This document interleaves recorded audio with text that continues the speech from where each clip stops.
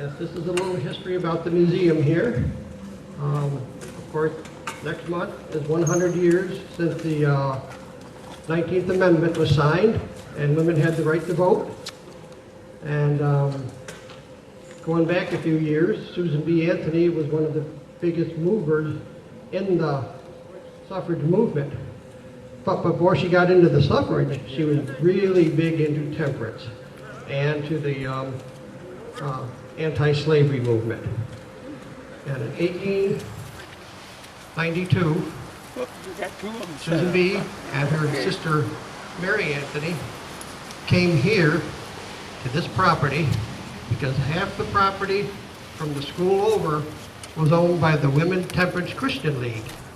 And they had a large open-air stage, and they were really pushing for the temperance, and that was her first love.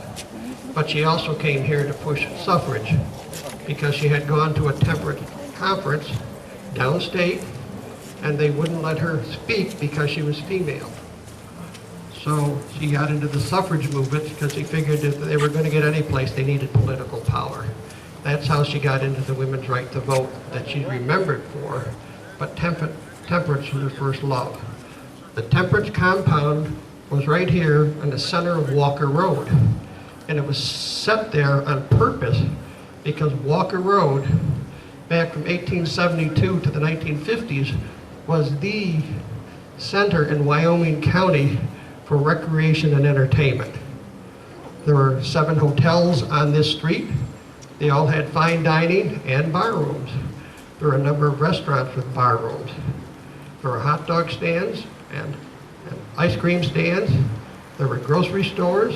There were 2 dance halls, roller rinks, and many other venues up and down this street, 60 to 80 venues on this street. And people came from all over the county to spend their weekends here. The temperance ladies, after Susan B. came and spoke on their open-air stage, which was located where the school is, the ladies began to get harassed, and eventually their stage and their outbuildings was vandalized. Eventually, after Prohibition, the stage was arsoned and burnt down.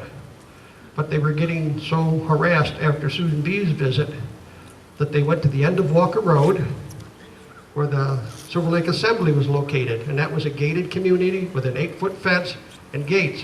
And they knocked on the gates and said, "Can we move our operation into here?" And they moved it into there, and they built the chapel as their headquarters. The chapel still stands today. It's called the John Studi Memorial Hall. And they ran their operation out of there all the way up until Prohibition came to be, and then they disbanded and left. The Institute, over the years, because of its temperance stand and their stand against dancing, had lots of feuds with the Walker area. And eventually, of course, Prohibition did come in, and after Prohibition ended, the hotels all went out of business because the town of Castile decided to stay dry. And none of the hotels could make it if they couldn't have legal beverages with their dining rooms. And so Susan B. was here. She stood. She came into the cabin. Her and her sister and her entourage signed our guest book. We have that. And I think she came back a couple more times to Castile, and she came back to the Institute after the chapel was built. So she spent a lot of time down here. Came right out of Rochester on the train, got dropped right off in front of the Walker House. And after the temperance people moved into the Institute, the Pioneer Association bought the rest of their property. And that's why we have, and then when Prohibition ended, the stage was burnt, and that's when all the artifacts in the cabin were moved, because there might have been an idea that it was burnt in reprisal for Prohibition and Castile staying dry, and they were afraid that they would also burn the cabin down.